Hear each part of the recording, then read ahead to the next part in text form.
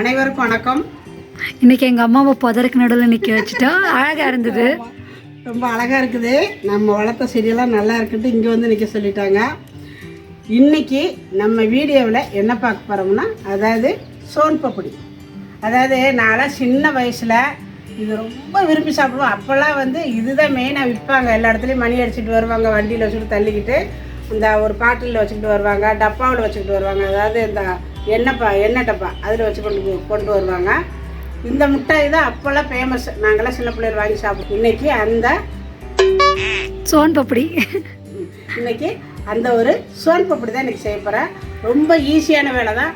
ஆனால் வந்து ஃபஸ்ட்டு எடுத்த உடனே யாராக இருந்தாலும் செய்யும் பொழுது கொஞ்சம் அது கஷ்டமாக தான் தெரியும். ஆனால் 2 வாட்டி நீங்கள் செஞ்சு பார்த்துட்டிங்கன்னா அது ரொம்ப ஈஸியாக போயிடும் உங்களுக்கு.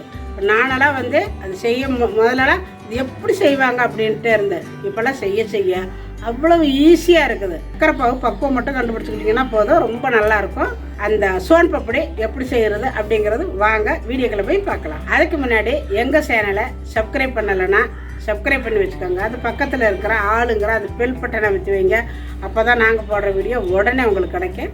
இப்போ வாங்க நம்ம சோன் பப்படி செய்ய ஆரம்பிக்கலாம். இப்போ சோன் பப்படி செய்கிறதுக்கு பொட்டுக்கடலை மாவு 1 கப்பு, மைதா மாவு 1/2 கப்பு, சர்க்கரை 1 கப்பு. சர்க்கரை எந்த கப்பில் எடுக்கிறீங்களோ அதே கப்பில் எல்லா அளவுகளும் எடுத்துக்கோங்க. ஒரு பாத்திரத்தில் கொஞ்சம் போல் நெய் தடவிக்கோங்க. இது ஏன்னு கேட்டிங்கன்னா, நம்ம வந்து சர்க்கரை பாவு செஞ்ச உடனே இதில் தான் ஊற்றணும். இந்த மாதிரி தடவிட்டால் நம்மளுக்கு வந்து அந்த சர்க்கரை பாவு ஈஸியாக எடுக்கிறதுக்கு இருக்கும். இது தடவிடணும். இந்த சோன் பப்படி ஒரு கப்பில் போட்டு வைக்கிறதுனால வைக்கலாம், இல்லைன்னா அப்படியே பாக்ஸாக கூட வெட்டலாம். இந்த மாதிரி ஒரு டப்பா உங்கள்கிட்ட இருந்ததுன்னா டப்பாவை எதில் வேணாலும் வச்சுக்கலாம். நான் இந்த மாதிரி ஒரு டப்பா எடுத்துருக்கிறேன். கொஞ்சம் போல் பிஸ்தா பருப்பு வேணுன்னா போட்டுக்கலாம், வேண்டாட்டி விட்டுறலாம். இல்லை இதுதான் போடணுங்கிறதுல முந்திரி பருப்பு போட்டுக்கலாம், பாதாம் பருப்பு போடலாம், என்ன வேணாலும் போட்டுக்கலாம். நான் கொஞ்சம் பிஸ்தா பருப்பு போடுறேன். தூவி விட்டுக்கலாம்.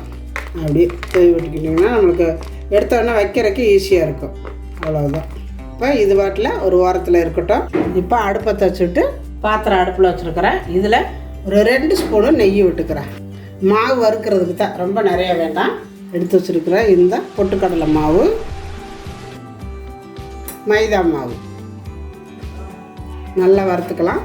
அடுப்பை குறைச்சி வச்சே வறுத்துக்கோங்க. ஏன்னா நீங்கள் ஸ்பீடாக வச்சிங்கன்னா கருகிரும். நல்லா ஸ்லோவிலே வச்சு வறுத்துக்கோங்க. இந்த அளவு சால்ட்டு கைவிடாமல் கிளறணும்.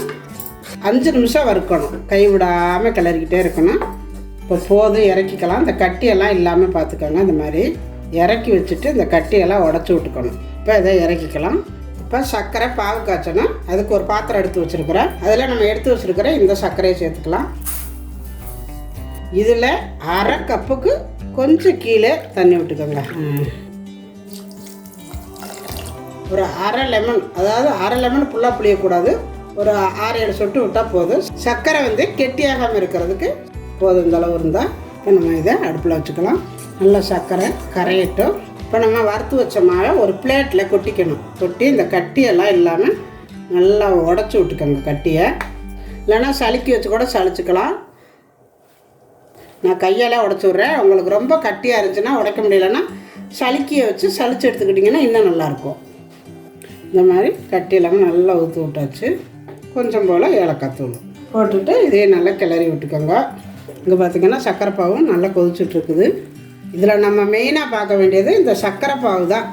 இதுதான் நிறைய பேர்த்துக்கு கொஞ்சம் பிரச்சனையாக வந்துடும். அது வந்து நம்ம கரெக்டாக அமைஞ்சிருச்சுன்னா ரொம்ப நல்லா இருக்கும் சோன் பப்படி. அதாவது நம்ம கடையில் செய்கிற மாதிரியே கரெக்டாக பண்ணிடலாம். இது மட்டும் நல்லா பக்குவம் பார்த்துக்கணும். இப்போ கொஞ்சம் போல் எடுத்து தண்ணிக்குள்ளே விட்டு பார்க்கலாம்.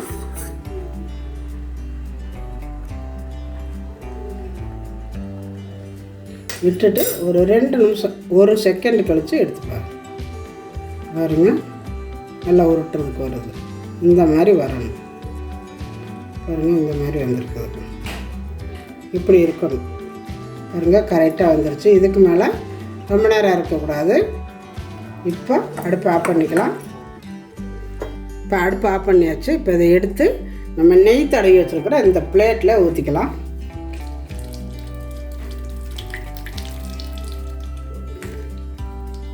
அது அப்படியே கொஞ்சம் கொஞ்சமாக ஆற வைக்கணும்.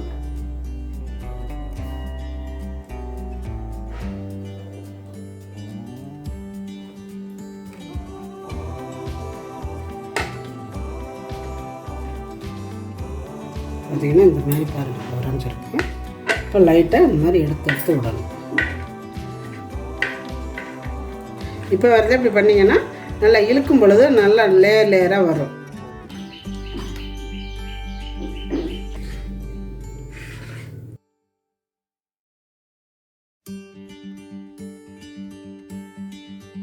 இப்போ இந்த மாதிரி எடுத்தாச்சு.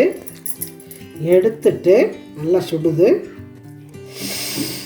நல்லா அப்படி இழுத்துக்கலாம். சூடாக தான் இருக்குது, வேகமாக இந்த மாதிரி இழுத்துக்கங்க. நல்லா சுடுது. கொஞ்சம் லைட் அப்படியே எண்ணெய் தடவிக்கங்க, தடவிக்கிட்டு இழுங்க, நல்லா இழுத்துருங்க. நல்லா இழுக்க அந்த வெள்ளை வரணும். இப்போ இந்த மாதிரி வந்ததுக்கப்புறம் இது சாயன் பண்ணிக்கோங்க. இந்த மாதிரி சாயன் பண்ணிவிட்டு இப்படி லைட்டாக இப்படி நல்லா இந்த மாதிரி இப்போ இழுக்கணும். ரொம்ப இழுத்துடக்கூடாது. அதாவது அங்கனைக்கு எந்த இடத்துல கடுசாக இருக்குதோ இழுக்காமல் அந்த இடமெல்லாம் இழுக்கணும். நல்லா இந்த மாதிரி 8 போடுங்க. மாவு எடுத்து வச்சுட்டு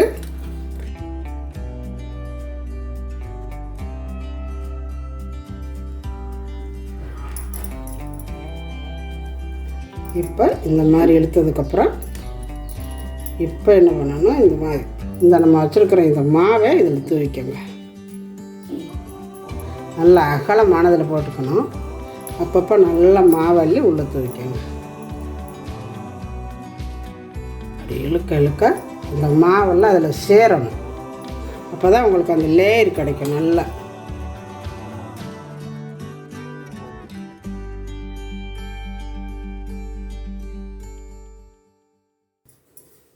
அந்த கையை புடியை விட்டுறக்கூடாது, இல்லாட்டி உங்களுக்கு கிளஞ்சிரும், அந்து போயிடும். அதனால் கை புடியை விடக்கூடாது, பிடிச்சிக்கணும். எப்போவுமே பிடிச்சிக்கிட்டு அப்புறம் மறுவா அப்படி இழுங்க.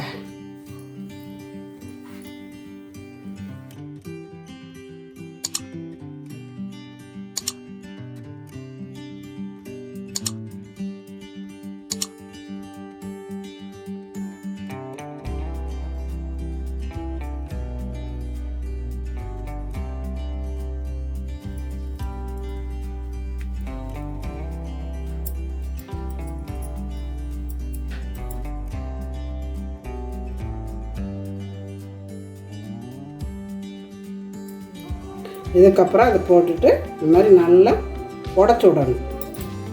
இப்போ பாருங்கள் எவ்வளோ உதிரியாக வருதுன்னு. இந்த மாதிரி இருக்கணும்.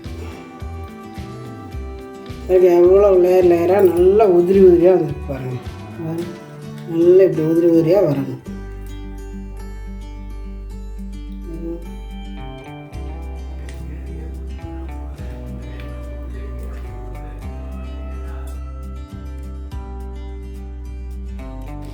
பாருங்கள்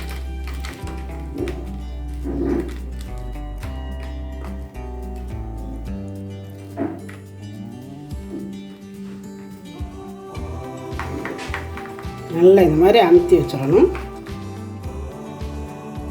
இப்போ இதை எடுத்து ஒரு பிளேட்டில் போட்டுக்கலாம்.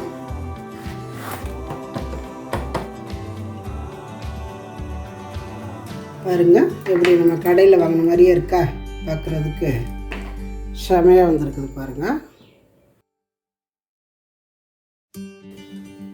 இது உடஞ்சிடாமல் நல்லா இப்படி கரெக்டாக எப்படி மூச்சி செஞ்சீங்க? வந்துருச்சு. வந்துருச்சா? ரியலிஸ்டிக்காக இருக்கு. கடையில் வாங்கின மாதிரியே பாரு. இப்படி பிடிச்சிக்கிட்டு கட் பண்ணாதான் அது கரெக்டாக வரும்.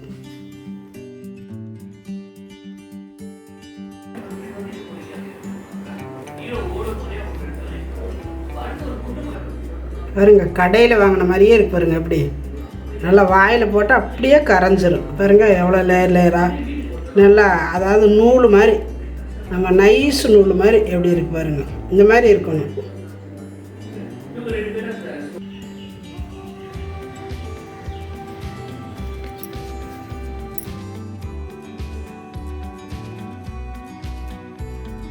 இப்போ பாருங்கள் நம்மளுடைய சோன் பப்படி சூப்பராக வந்திருக்கு, ரொம்ப அருமையாக இருக்குது. நம்ம கடையில் வாங்கினா எப்படி இருக்குமோ அதே மாதிரி அப்படியே இருக்குது பாருங்கள். அந்த கடையில வாங்கின மாதிரியே செஞ்சிருக்கீங்க மச்சி. கடையில் வாங்கின மாதிரியே இருக்கா? பாக்குறதுக்கு கடையில வாங்கின மாதிரி இருக்கு, சாப்பிட்டதுக்கு அப்புறம் கடையில வாங்கின மாதிரி இருக்கான்னு சொல்றேன். அப்படியா? பாக்குறதுக்கு கடையில வாங்கின பரவ தெளிவா சொல்லிட்டா. சாப்பிட்டு பார்த்துட்டு தான் சொல்லுவாவ. சரி சாப்பிட்டு பார்த்துட்டு சொல்லு பாப்பா.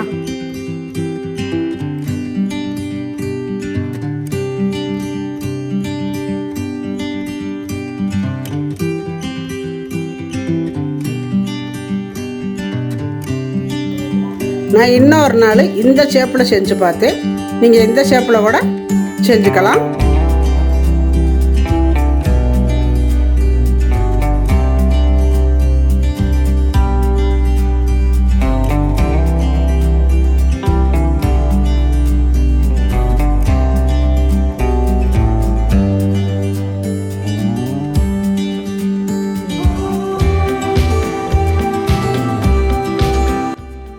இதே மாதிரி நீங்களும் செஞ்சு பாருங்கள். செஞ்சு பார்த்துட்டு எப்படி வந்துச்சு அப்படிங்கிறத எனக்கு கமெண்டில் சொல்லுங்கள். இந்த வீடியோ பிடிச்சிருந்தா லைக் பண்ணுங்கள், ஷேர் பண்ணுங்கள். செட்டிநாடு சமையலுக்கு சப்ஸ்கிரைப் பண்ணுங்கள். நன்றி. வாழ்க வளமுடன்.